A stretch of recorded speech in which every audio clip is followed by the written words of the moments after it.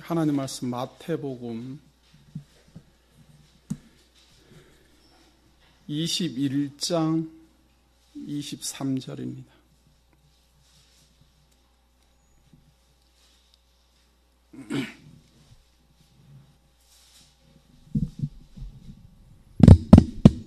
마태복음 21장 23절.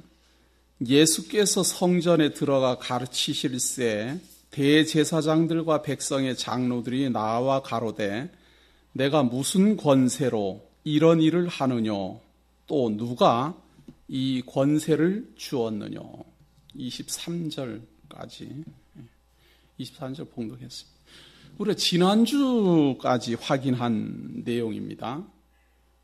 예수님께서는 천국, 곧 교회가 무엇인지를 알게 하시고 복음이 전파될 것을 알게 하시더니 이제 예루살렘 성으로 입성을 합니다.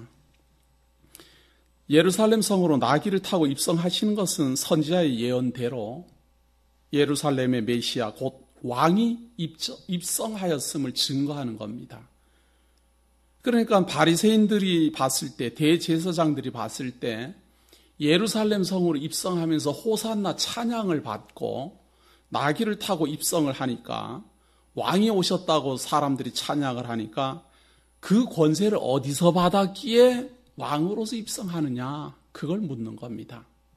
그런가 하면 예수님께서 예루살렘에 입성하셔서 성전의 부패상을 보고 그 타락상을 지적하면서 성전 안에서 매매하는 사람을 쫓아내고 그 성전을 정결하게 하는 그러한 일이 발생합니다. 물론 정결하게 하는 게 목적이 아니라 기도하는 하나님의 집을 강도의 굴혈로 만들었다라고 심판하는 게 목적입니다. 깨끗해야 되는데 왜 이렇게 타락했느냐, 그 말이죠. 그래서 예루살렘 성전이 타락했다라고 채찍질을 하니까 대제사장들은 어디서 권세를 받았기에 예루살렘 성전에서 매매하는 사람들을 향하여 강도의 굴혈을 만들었다라고 선언하느냐, 그걸 묻는 겁니다. 그런가 하면 예수님께서 성전에 들어오시기 전에 무화과나무를 보시고 그것을 꾸짖으니까 그 자리에서 무화과나무가 말라버리죠.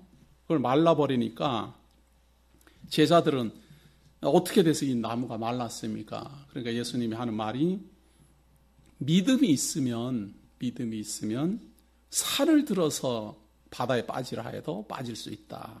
그러니까 믿음이 있다면 믿고 구하면 무엇이든지 이루어진다, 그 말입니다. 이것이 지금 우리 기독교인들에게 참 혼란스러운 내용이죠. 대부분 사람들은 이 내용을 읽고 그러니까 믿고 구하면 하나님이 이루어준다, 이렇게 이제 해석을 해버리기 때문에 맹목적인 기도, 중언부언, 막 그리고 뭐 매달리기, 생떼쓰기 이런 기도들이 막 난무하는 이유가 바로 이 구절에 대한 오해 때문에 그렇습니다.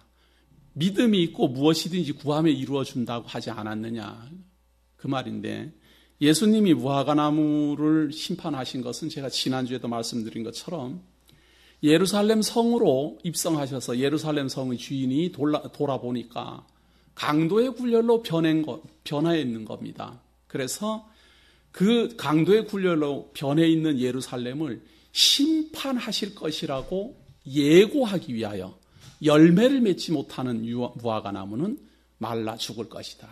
다시 말해서 예루살렘이 해야 될 임무를 하지 못하니까, 열매가 없는 예루살렘으로서는 당연히 죄사함을 받게 하고 백성으로 하여금 하나님을 경외하게 하고 기도하는 집이어야 되는데 강도의 굴혈을 만들었으니 당연히 심판받아 무너질 것이다를 무화과나무를 통해서 예고하는 겁니다.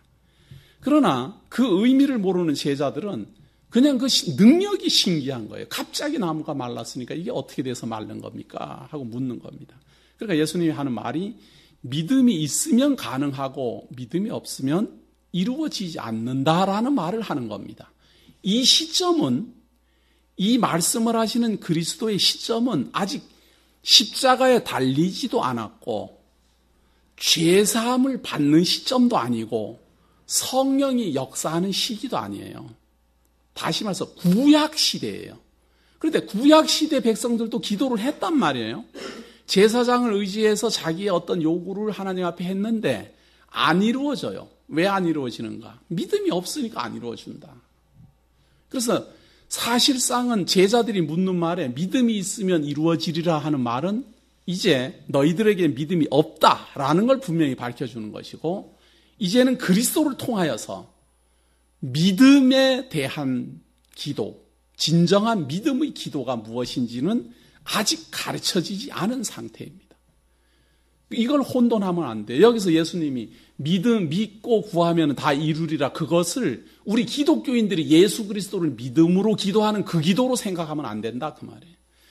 유대인들은 아직 예수님을 믿지 않은, 예수님이 메시아인지 아닌지 아직 십자가에 달리기도 전이기 때문에 예수 그리스도를 믿을 리는 만무하잖아요. 그런 상태에서는 믿고 아무리 구해도 안 이루어진다, 그 말이에요. 왜? 믿음이 없으니까. 그래서 믿음은 하나님께로서 주어야만 믿어지게 되어 있고, 그 믿음은 그리스도가 십자가에 달려 죽으시고 부활하시고 성령이 임한 때로부터 시작된 게 우리들이 말하는 믿음의 기도예요. 그래서 우리의 믿음의 기도는 이 산더러 들려서 저 산으로 빠지라, 이런 기도가 아니라 예수 그리스도의 보혈의 공로로 내가 죄 사함을 입었습니다라고 믿는 믿음의 기도. 이것은 산을 들어 바다에 빠지라는 것보다도 더 중요한 의미입니다.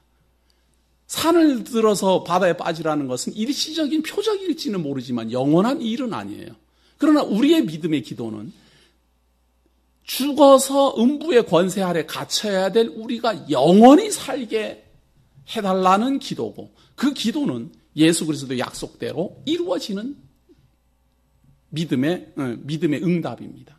그걸 믿는 사람들을 우리는 기독교 믿음의 성도라 그래요. 그런데 지금 이 마태복음에서 말하는 기도는 아직 예수 그리스도를 메시아로 믿기 전의 기도를 말하는 겁니다. 그래서 유대인들처럼 구약에 의지해서 기도를 하면 무엇이든지 이루어지지만 믿음이 없기 때문에 이루어지지 않는다. 그런데 기도에 대해서도 예수님이 설명하지요. 예루살렘의 타락상도 설명하지요. 무화과나무도 말라 죽게 하지요.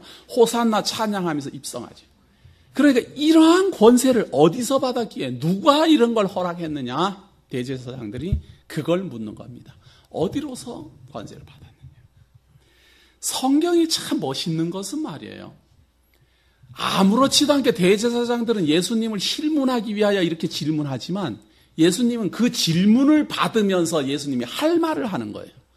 그러지 않아도 가르쳐야 될 뿐이에요. 지금 하나님 나라의 일, 심판에 대하여, 구원에 대하여, 죄사함에 대하여, 성전 폐망에 대하여, 그러지 않아도 예수님은 다 말을 해줘야 돼요. 그런데 신기하게도 대제사장이 와서 물어보고, 서기관들이 와서 물어보고, 예수님이 가르쳐 주려고 안 해도 와갖고 물어보니까 거기에 답변하는 게 곧 가르치는 거예요. 이것이 얼마나 멋있습니까? 자기를 지금 반대하고 자기를 지금 어떻게 해서든지 무너뜨리려고 하는 사람의 질문을 받아서 하나님 나라의 역사, 하나님 나라의 섭리를 증거하는 방법입니다. 어디로서 이런 권세를 받았느냐? 그러니까 당연히 예수님은 이제 내가 어디로부터 권세를 받았다라는 걸 증거하겠죠. 과연 어디로부터 증거를 받았을까? 예수께서 대답하시되 나도 한 말을 너희에게 물으리니 너희가 대답하면 나도 무슨 권세로 이런 일을 하는지 이르리라. 요한의 세례가 어디로서 왔느냐? 하늘로서냐 사람에게로서냐? 저희가 서로 의논하여 가로되 만일 하늘로서라 하면 어찌하여 저를 믿지 아니하였느냐 할 것이요, 만일 사람에게로서라 하면 모든 사람이 요한을 선지자로 여기니 백성이 무섭다 하여 예수께서 대답하여 가라되 우리가 알지 못하노라 하니 예수께서 가라사대 나도 무슨 권세로 이런 일을 하는지 너희에게 이르지 아니하리라. 참 그 사람들이 묻는 것을 답변을 하기 전에 예수님은 도로 한 가지, 내가 어디로서 왔는지 권세를 말하겠다 말하는데 그 전에 내가 먼저 하나 물어볼 것이다. 세례 요한은 어디로서, 세례 요한의 세례는 과연 무엇이냐 이러고 묻는 겁니다. 세례 요한이 세례를 베푼 것은 이스라엘 백성들은 행하지 않던 의식입니다. 이스라엘 민족들은 죄사함을 받으려고 하면은 예루살렘 성전에 와서 양을 잡아서 속죄 제사를 드림으로 죄사함을 받았지 세례를 행하지 않았어요. 세례는 언제 행하는가 하면 무엇을 부정하다 이랬을 때 그 부정한 것을 씻는 것을 세례라 그랬어요.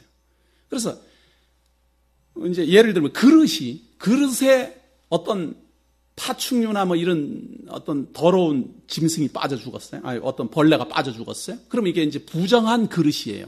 그러면 그 부정한 그릇을 깨끗이 씻어서 부정을 없애는 것을 세례라 했다 그 말이에요. 그래서 몸에도 손도 어디 가서 더럽게 되면 이게 부정하니까 손을 깨끗이 씻어서 깨끗하게 한다. 이걸 세례라고 그랬어요. 그렇게 이제 세례식, 지금 우리들이 생각하고 있는 세례식, 뭐 물에 들어갔다 나왔다 하는 이런 세례식은 하지 않고 씻는 것을 세례라 이렇게 생각을 하고 있었는데 어느 날 세례 요한이라는 사람이 나타나서 부정한 것을 씻는 그러한 것을 더 크게 광범위하게 다루는 거예요. 어떻게 다루는가 하면 너희들은 다 죄인이다. 머리끝부터 발끝까지 다 씻어야 된다. 그래서 그 부정함을 없애야지만 구원에 이를 수 있다라는 걸 보여주기 위해서 머리끝부터 발끝까지 씻는 겁니다. 이것은 두 가지 형태로 나타나요. 사람을 앉혀놓고 머리끝에서부터 물을 이렇게 붓는 것을 세례라 그래요. 쏟아 부어서 씻어내니까. 그렇게 씻어내든가 아니면 사람을 물에 잠궜다가 나오게 함으로 씻어내는 방법. 이 두 가지 세례 방법으로 요한이 이렇게 의식을 하니까 사람들이 요한을 칭할 때 세례를 베푸는 사람이라 그래서 세례 요한 이렇게 칭하는 겁니다.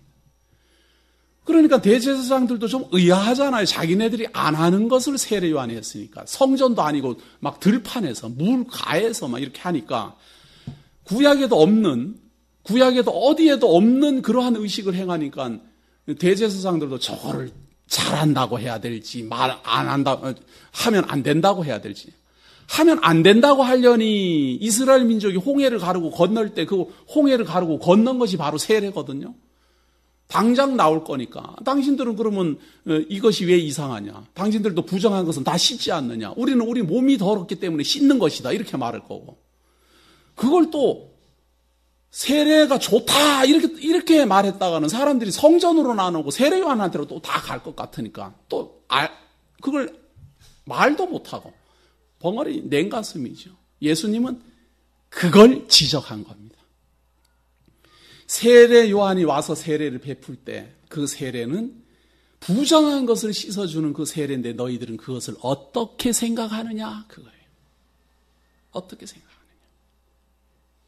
그러니까 이 사람들이 참 말하기가 애매하잖아요. 그것이 나쁜 것이다 그랬다가는 백성들이 나쁘기는 그 세례 요한이 아주 거룩한 선지자인데 그러면 세례 요한이 잘못됐단 말이냐 하고 돌팔매질 할 것 같고 그렇다고 세례 요한이 베푸는 그 세례는 아주 하나님의 뜻입니다 이렇게 말했다가 당신들은 왜 세례 안 받았느냐 그럴 것 같고 그러니까 이러지도 저러지도 못하는 말을 못하는 겁니다.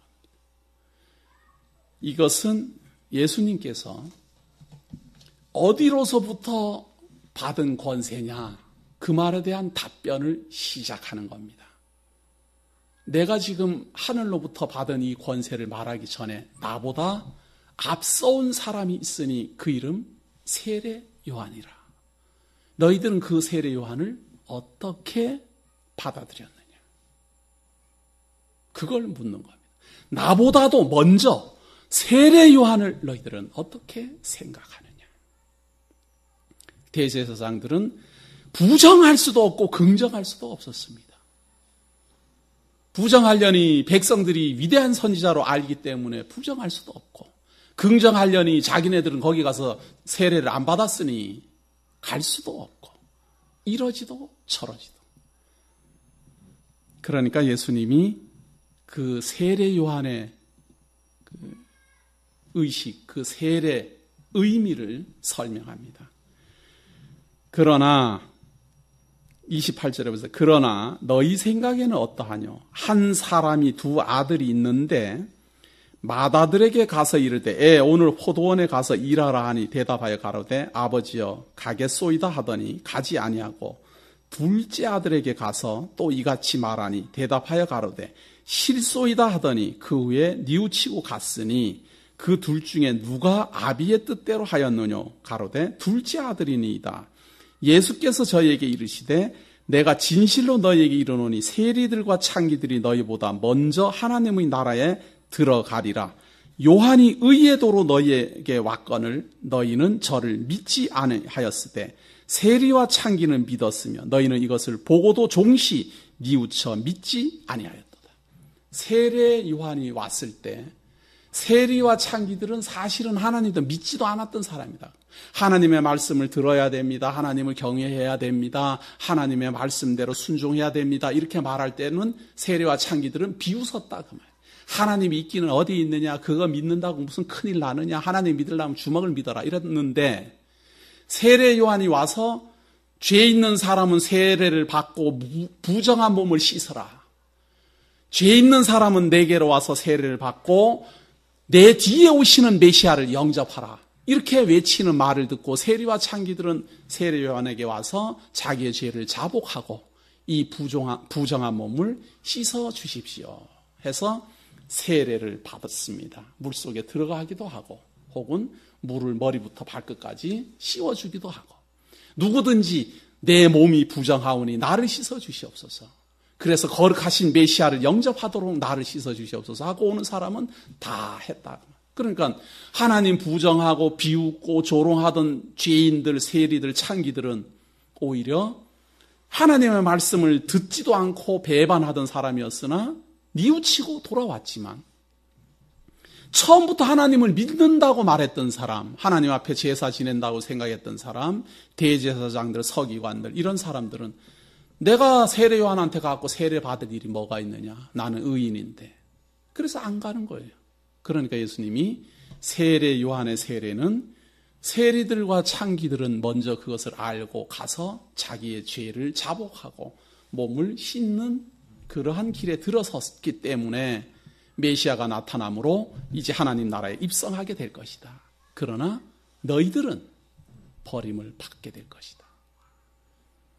그러니까 우리가 예수를 그리스도로 믿는 사람은요, 예수를 그리스도로 영접하는 것도 중요하고 그것이 가장 핵심이에요. 그러나 성경은 처음서부터 구약의 마지막은 선지자 엘리야가 오리라 약속했기 때문에 그 선지자 엘리야가 누구냐? 세례 요한임을 분명히 알고 그리고 그리스도로 접근해야 됩니다.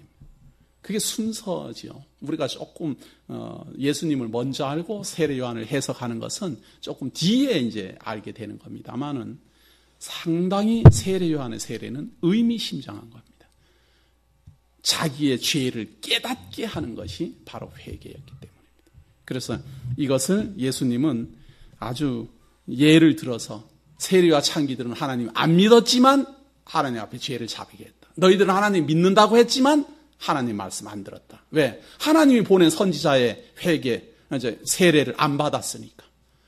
하나님께서 보낸 선지자임을 세리와 창기들은 믿고 가갖고 죄를 자백하고 세례를 받았는데 하나님을 믿는다는 너희들은 오히려 세례를 안 받았으니까 하나님의 말씀을 부정한 거잖아요.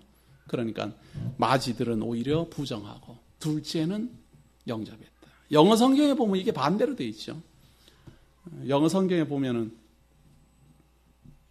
둘째가 말을 안 듣죠. 첫째가 안 한다 그랬다가 하고.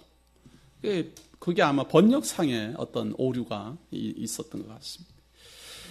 자, 그 다음에 33절입니다. 이어지는 겁니다. 하늘로서 온 권세를 이제 설명하는 겁니다. 그 설명하기 전에 세례 요한의 권세가 무엇인지를 증거했습니다. 세례 요한의 권세는 죄인임을 깨닫게 하는 권세입니다. 그게 왜 중요할까? 죄인임을 깨달아야 예수를 메시아로 믿기 때문입니다. 죄인임을 깨닫지 못하면 그리스도를 영접할 수가 없어요. 자기가 의인이라고 생각하고 있다면 그리스도를 만날 이유가 하나도 없습니다. 그렇기 때문에 세례 요한의 세례에 대한 의미를 설명을 하시고 그 다음에 이제 하나님 나라의 권세, 심판의 권세를 설명합니다. 예고하는 거예요. 이거는 예언입니다. 이렇게 될 것이다 라고 예언하는 겁니다. 이 33절. 다시 한 비유를 들으라. 한 집 주인이 포도원을 만들고 산울로 두르고 거기 즙 짜는 구유를 파고 망대를 짓고 농부들에게 세로 주고 타국에 갔더니 실과 때가 가까움에 그 실과를 받으려고 자기 종들을 농부들에게 보내니 농부들이 종들을 잡아 하나는 심히 때리고 하나는 죽이고 하나는 돌로 쳤거늘 다시 다른 종들을 처음보다 많이 보내니 저희에게도 그렇게 하였는지라. 후에 자기 아들을 보내며 가로되 저에게 내 아들은 공경하리라 하였더니 농부들이 그 아들을 보고 서로 말하되 이는 상속자니 자 죽이고 그의 유업을 차지하자 하고 이에 잡아 포도원 밖에 내어 쫓아 죽였느니라. 지금 이 짧은 비유가 구약입니다. 하나님께서 이스라엘 백성을 구원해내고 하나님 나라 이스라엘을 세워줍니다. 그렇게 하고 제사장을 세우고 왕을 세워서 하나님 나라의 백성을 잘 인도하라고 맡겼더니 만날 착취하고 억압하고 뺏어먹고 합니다. 그러니까 하나님께서는 선지자들을 계속 보내서 그 잘못된 것을 지적하고 백성들이 그렇게 하면 안 된다고 지적하고 타락한 왕들에게 하나님의 경고를 보내주고 계속 그렇게 했는데도 선지자들을 자꾸 죽이는 겁니다. 그렇다고 해서 하나님의 나라를 잘 인도하지도 못하고 그러니까 하나님께서 내가 아들을 보내리라. 다시 말해서 지금 대제사장이 어디로서 권세를 받았기에 이렇게 하느냐라고 물었으니까 나는 아들의 권세를 가지고 왔다. 그 말을 지금 하는 거죠. 내 앞에 왔던 세례 요한까지는 하나님의 종으로서 보냄을 받아왔는데 너희들이 다 죽였다. 너희들이 다 죽였다. 처음에는 1명, 2명 보내니까 1명, 2명. 그래도 자꾸 죽이니까 그 다음에는 막 많이 보냈는데 결국은 세례 요한까지 너희들이 다 죽였다. 그래서 하나님께서 이제 아들을 보내면 그들이 공경하리라 하고 보냈는데도 불구하고 예언합니다. 너희들은 그 아들도 바깥에 내어 쫓아 죽일 것이다. 이건 예언입니다. 세례 요한까지는 너희들이 다 죽였다. 과거에 대한 심판이라면 이제 아들인 나도 너희들이 죽일 것이다. 라는 예언입니다. 자, 그렇게 되면 어떤 일이 벌어지는가? 40절입니다. 그러면 포도원 주인이 올 때에 이 농부들을 어떻게 하겠느냐? 저희가 말하되 이 악한 자들을 진멸하고 포도원은 제때에 실과를 바칠 만한 다른 농부들에게 새로 줄지니이다. 예수께서 가라사대. 이게 지금 바른 말 했다 그 말이에요. 바른 답변 했다.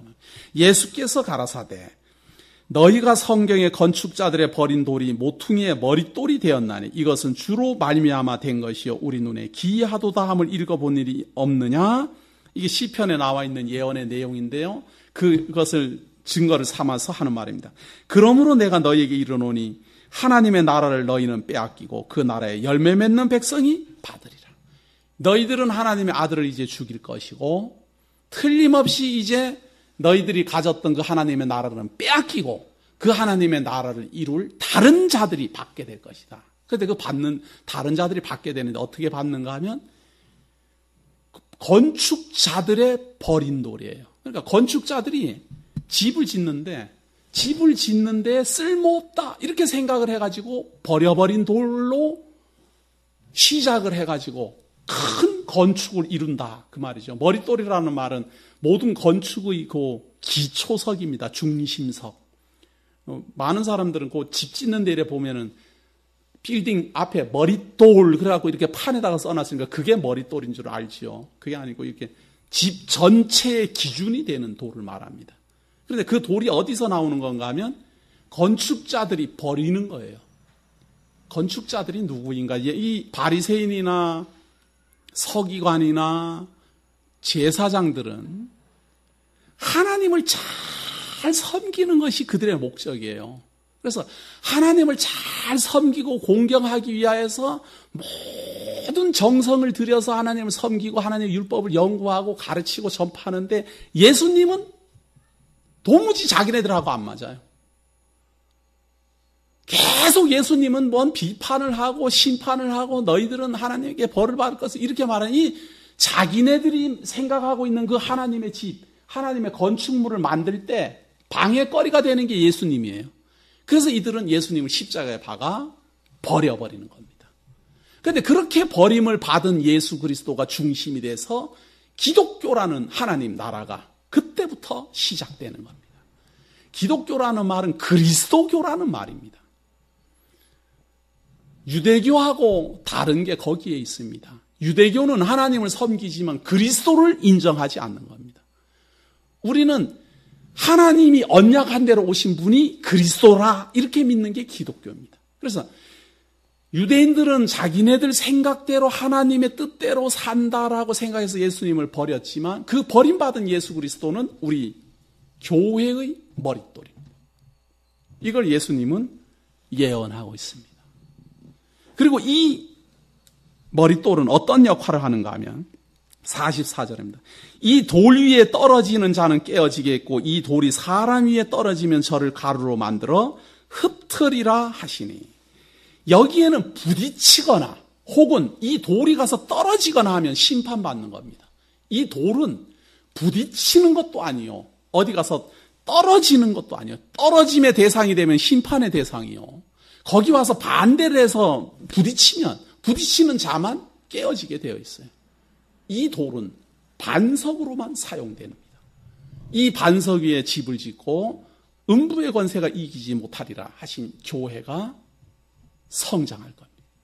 그런데 이걸 반대한다거나 혹은 이 교회가 어디서든지 떨어진 그러니까 이방 종교인들이 웅성웅성 모여갖고 하나님 믿는다고 막 야단법석할 때 교회가 거기에 떨어지면 이방 종교는 그리스도 복음 전파에 의해서 심판의 대상이 됩니다. 우리가 항상 어디 가서든지 복음 전파하다가 부딪히는 게 그거잖아요. 안 믿는 사람한테 복음 전파하면 제일 먼저 부딪히는 게 그럼 제사는 어떻게 하느냐? 조상은 어떻게 하느냐? 우상단지는 어떻게 하느냐? 이게 벌써 이 그리스도의 반석이 떨어짐으로 나타나는 심판의 현상이거든요. 그런가 하면 유대인들은 우리는 그거 메시아 하나님의 나라라고 볼 수가 없다 그래갖고 부딪히면 자기네들만 깨어져 나가. 그걸 예수님은 지금 예언하고 있습니다. 아직 교회는 일어나지 않았지만 하나님의 나라가 이렇게 시작될 것을 말합니다. 이 참 의미심장하죠. 너희들은 이제 하나님 나라를 빼앗겨서 다른 사람들이 가지게 될 것이다. 그런데 다른 사람이 가지게 되는 그 하나님의 나라는 건축자들이 버린 돌에 의해서 시작될 것이다. 그리고 그 건축자들이 버린 돌은 어디 가서든지 떨어지면 거기를 심판할 것이고 누구든지 거기와 부딪히면 자기가 깨어질 것이다. 지금 우리 교회 역사를 이렇게 압축해서 비유로 설명할 수 없어요. 얼마나 잘 해놨습니까? 예수님이 여기서 이렇게 비유로 짤막하게 한 비유가 2000년의 교회사예요. 2000년 동안의 교회사. 유대인들은 예수님 버리고 그 버린 예수님을 우리 이방인들은 영접하고 이방인들이 영접한 그 하나님의 나라는 사마리아와 땅끝까지 자꾸만 확산돼 가고 가는 곳마다 이방신 믿는 사람들은 무너져 굴복하고 하나님께로 회개하고 돌아오고 그걸 반대하는 사람은 끝까지 반대하다가 스스로 심판받아 죽어가고 그러면서 교회는 지금도 확산되고 있습니다.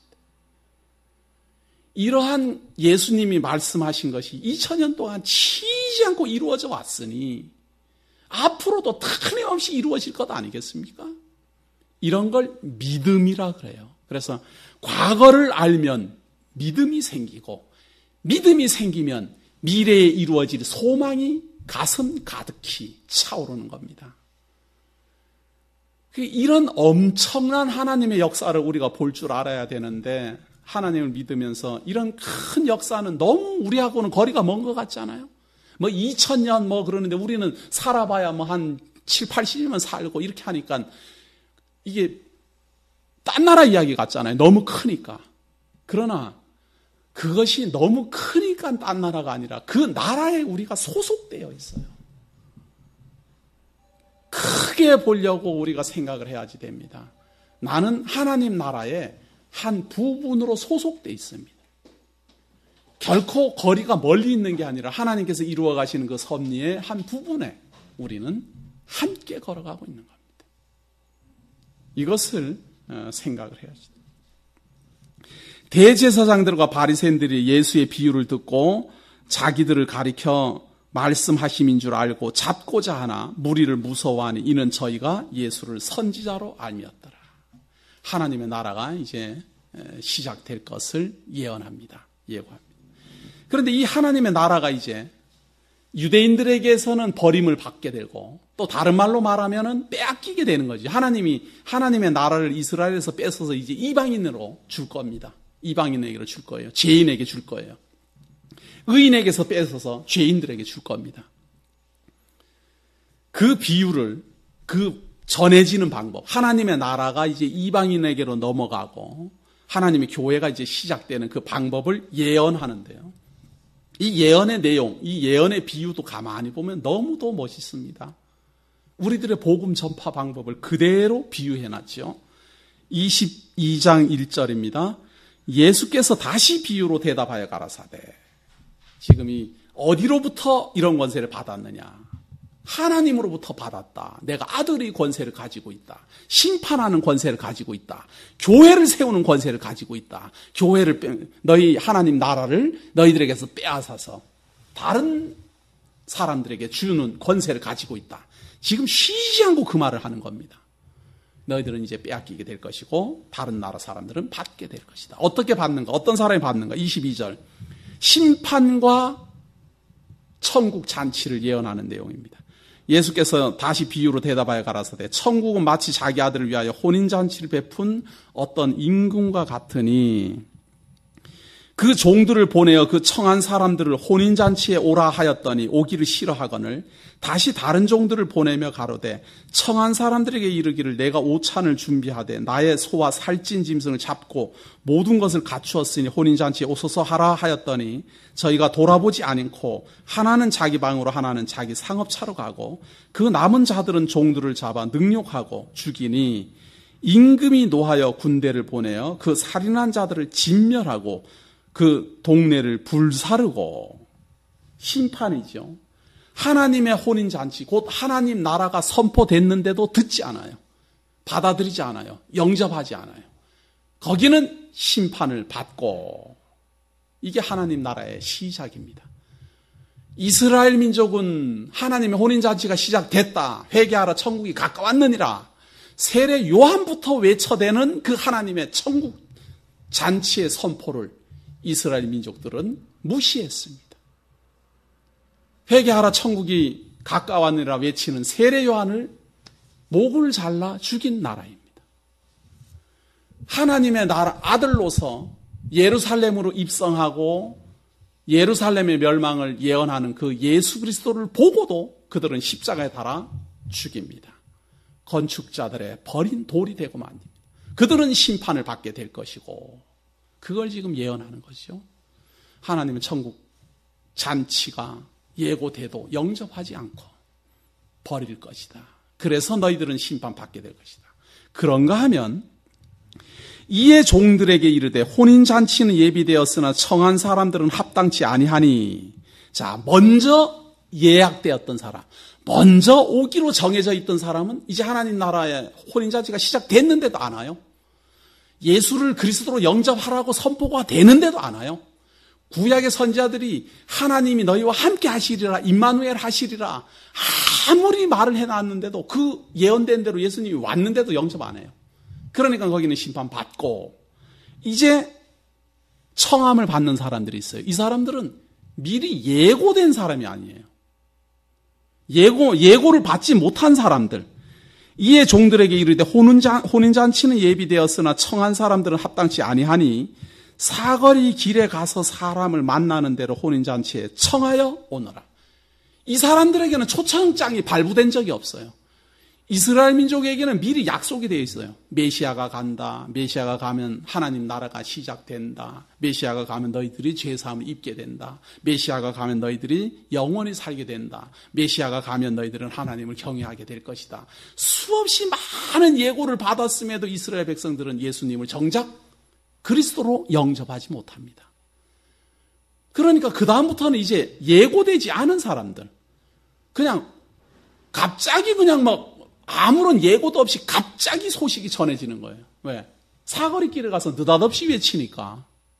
약속도 없는 사람들이에요. 그 사람들에게 가서 외치는데, 종들이 길에 나가 악한 자나 선한 자나, 초청 대상이 누군가 하면 선한 자만 이게 아니고 악한 자나 선한 자나, 이런 걸 뭐라 그런가 하면 닥치는 대로, 그거죠.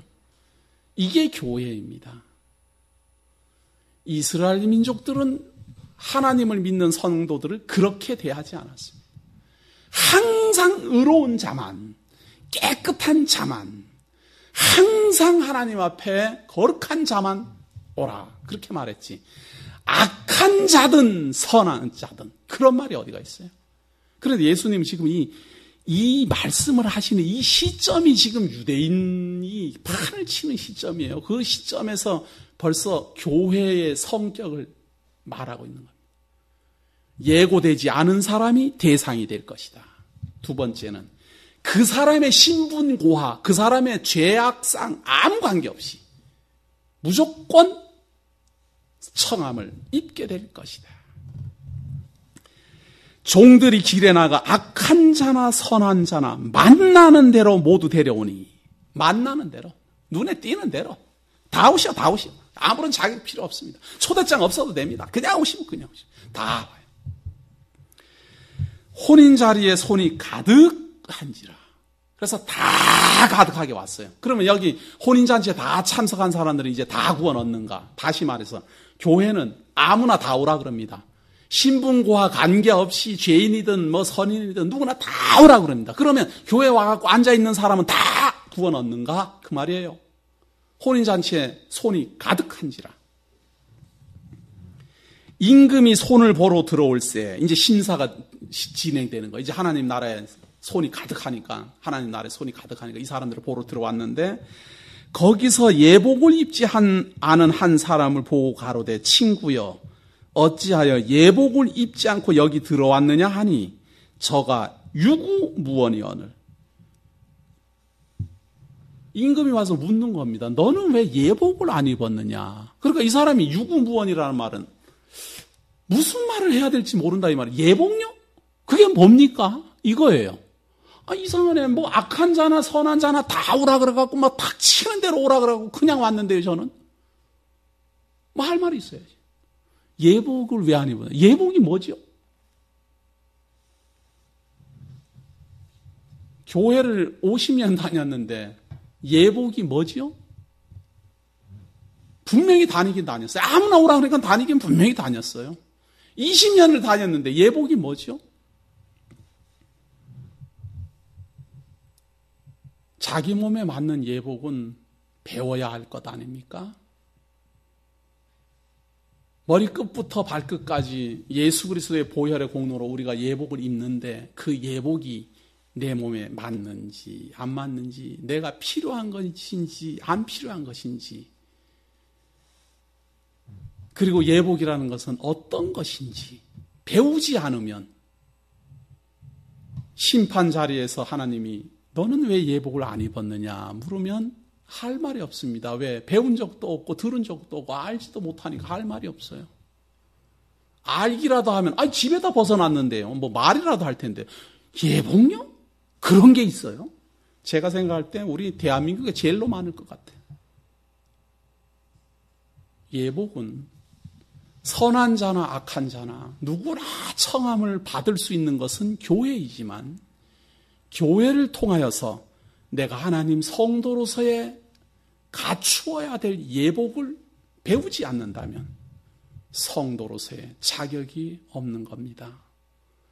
우리가 흔히 생각할 때는 구원 얻는 사람은 버림받지 않는다라는 생각 때문에 교회에 와서 앉으면 구원을 받는 줄 알지만 그것은 청함을 받은 겁니다. 청함을 다 받은 순서, 그 다음 순서는 청함을 받으면 끝나는 게 아니라 이제 청함을 받았으니까 하나님 혼인잔치에 하나님의 잔치자리에 앉아서 청함을 받았으니까 먹어야 될 것 아니에요? 하나님 나라의 잔치가 어떠한지 봐야 될 것 아니에요? 보고 배우고 즐거워하고 위로받고 감사해야 될 것 아니냐 그 말이에요. 그리고 그 주인이 베풀어 주시는 그 예복을 입어보고 내 추한 몸을 덮어버리고 내 약한 부분을 그 보혈의 공로로 다 덮고 하나님 앞에 수줍음을 타면서 나아가야 돼요. 자랑스럽게 나아가는 게 아니라 내 부끄러움을 그 보혈의 예복으로 감추었으니까 수줍어서 나가야 돼요. 부끄러워서 나가야 돼요. 그걸 배우는 기간이 바로 혼인잔치, 하나님 나라의 잔치 기간입니다. 청함을 받아왔습니까? 하나님 나라가 어떠한지를 배우기 시작하는 것입니다. 그리고 우리가 이 세상 떠날 때 하나님께서 우리를 위하여 준비하신 우리 주 예수 그리스도의 아름다운 예복을 입고 우리는 하나님 앞에 나아갑니다. 예복을 입고 있으면 하나님은 묻지 않습니다.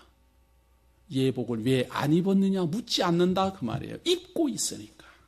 그래서 제가 가끔 그런 예를 들죠. 계시록 막 강론할 때 그런 말 하죠.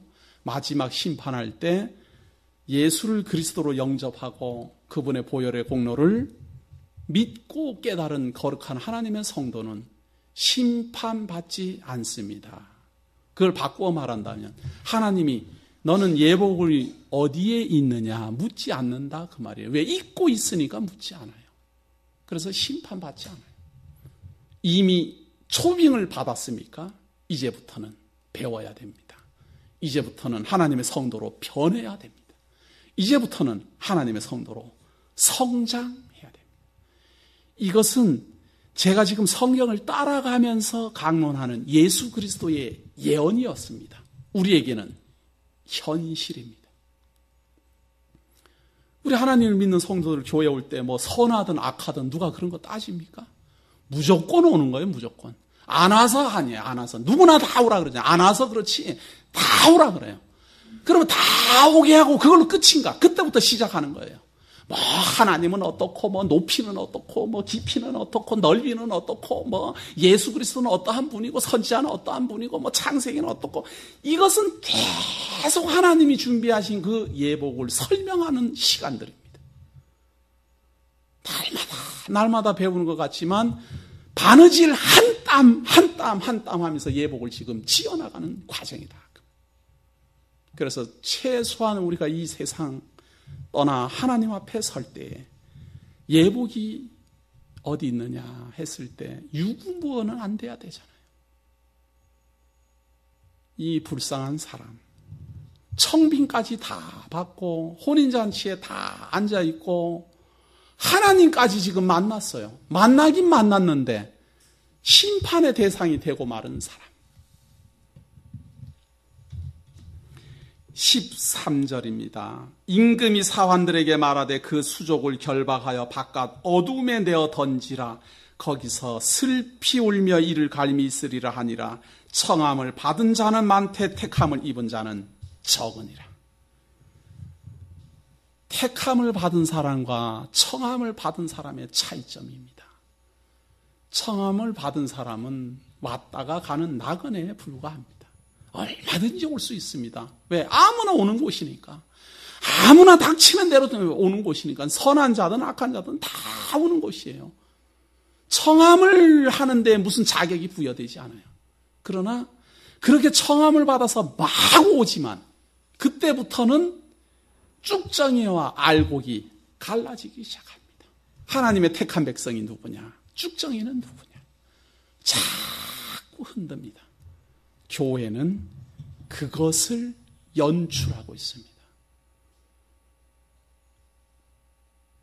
우리 교회 교인으로서 있다가 저는 제가 합리화하려고 이렇게 하는 말 아닙니다. 여러 가지 말로 여러 가지 이유로 간혹 교회를 떠나는 분들이 있습니다. 성도님들 어떻게 생활인지 모르지만 우리 교회에서 함께 생활하다가 성도들이 떠나면요, 성도님들이 받는 어떤 아쉬움이 있잖아요. 아, 그분이 떠났구나. 아, 왜 그분이 왜 갔을까? 우리 목사님 좀 잘 가서 설득 잘 해가지고 좀 다시 데리고 나왔으면 좋겠다. 이렇게 생각하는 그 생각의 10배만큼 저는 가슴이 찢어집니다. 한 명도 저는 놓치기 싫어요. 솔직히 말해서. 과연 제가 말로 잘해서 그 사람 설득을 해서 다시 교회 잘 나오게 할 수 있는 재주만 있다면 저는 할 것 같아요, 다. 근데 저는 배짱을 부리는 게 아니라 이런 일 저런 일들이 생긴다 그 말이에요. 그리고 그때 좀 헤어지더라도 영원히 헤어졌다고 저는 생각 안 해요. 지금은 안 나오신다? 얼마 있다가 또 나오시라 그 말이에요. 왜? 교회는 정체돼서 가만히 있지 않고 이상하게 성도를 흔들어요. 체질하듯이 자꾸 흔들어요. 우리 인생이 그래요. 교회 생활 평안하게 평생 할 거라고 생각하지 마십시오. 틀림없이 어려움도 있고 뜨거움도 있고 폭풍우도 있고 따뜻한 햇볕이 내리쬐을 때도 있습니다. 그 과정을 다 거쳐가면서 알곡과 쭉정이가 딱 구분되는 겁니다. 가까이 보면은 우리 강 목사 미워갖고 안 나온다더라. 우리 어떤 권사님하고 싸워서 안 나온다더라. 그 가까이 보는 눈은 다 그거예요. 그러나 그것은 다 가까이 보는 눈에 나타나는 형태고, 크게 보면 하나님이 교회를 그렇게 키워가는 겁니다. 자라날 때마다 나무도 좀 흔들고 가지치기도 좀 하고 막 이렇게 가꾸듯이 하나님이 하나님의 교회를 누구나 청해서 다 가득하게 오게 하지만 그 온 사람들 중에서 옥석, 쭉정이와 알곡, 청한 자와 택한 자 구분을 하기 시작한다 그 말이에요. 그리고 예복을 입을 수 있는 사람, 예복을 입지 않은 사람 선명하게 드러나기 시작한다. 이 과정이 안타깝지만 지상에 있는 이 음부의 권세가 이기지 못하는 교회에서 진행되고 있음을 잊지 마셔야 됩니다.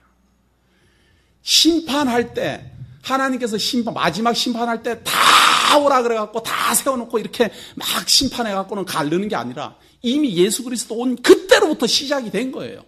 예수님 믿음으로 구원에 이를 수 있습니다. 하나님을 배워야 됩니다. 우리가 죄인님을 자복해야 됩니다. 벌써 막 선포되잖아요. 선한 자든 악한 자든 다 오라 그 말이에요. 예수 그리스도 믿음으로 구원에 이를 수 있다. 이 기쁜 소식을 다 전하는 거예요. 그리고 사람들 다 청빙하는 거예요. 그러나 그 중에서 어떤 사람은 결국 떨어져 나가기도 하고, 어떤 사람은 떨어져 나갔다가 다시 오기도 하고, 어떤 사람은 새로 시작하기도 하고, 어떤 사람은 무슨 일이 있어도 꿋꿋하게 잘 성장하기도 하고. 가만히 교회의 모습을 보면요, 진짜 하나님이 키워가시는가 하는 걸 실감합니다. 아, 이제 교회가 어려움으로 가는구나 싶으면은 또 일어날 수 있도록 어떤 계기가 마련되고, 저도 전혀 강 목사가 어떻게 교회 앞날을 예측하고 무엇을 하겠습니까? 아, 우리 성도들이 지금쯤 이제 마음이 좀 가라앉겠다. 지금쯤 많이 좀 힘들겠다. 그럼 어떤 또 새 활력이 넘치는 어떤 새로운 인물들이 막 나타나서 분위기 쇄신이 좀 되고, 분위기 좀 쇄신이 돼갖고, 야, 이대로 막 성장하는 것 같다. 이렇게 생각하다 보면 또 갑자기 또 싹 가라앉고. 지난달만 해도 우리 교회 교인들 왔다고 인사를 몇 번 하고 나더니 인사하고는 그 다음 주부터는 안 나와보니까 이거 인사 잘못 시켰나 이런 생각도 들고, 제가 그동안 인사 잘 안 시키다가 오랜만에 큰맘 먹고 이제는 인사라도 좀 시키고 분위기 세신 좀 해야 되겠다 이러고 했더니 인사하고 그 다음부터는 또 안 보이네. 이게 우리들이 겪어가는 지상교회의 현 주소입니다. 쉬지 않고 그렇게 될 겁니다. 2000년 전에 예수님이 지금 대제사장들에게 답변한 말입니다. 어디로부터 받은 권세냐? 나는 하나님 나라의 성도들을 청빙할 수도 있는 권세를 가지고 있다. 혼인잔치 베풀 수 있는 권세도 있다.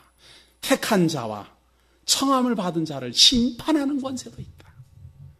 너희들은 하나님 나라를 이제 빼앗길 것이고, 너희들 하나님 나라는 다른 사람들에게로 주어질 것이다.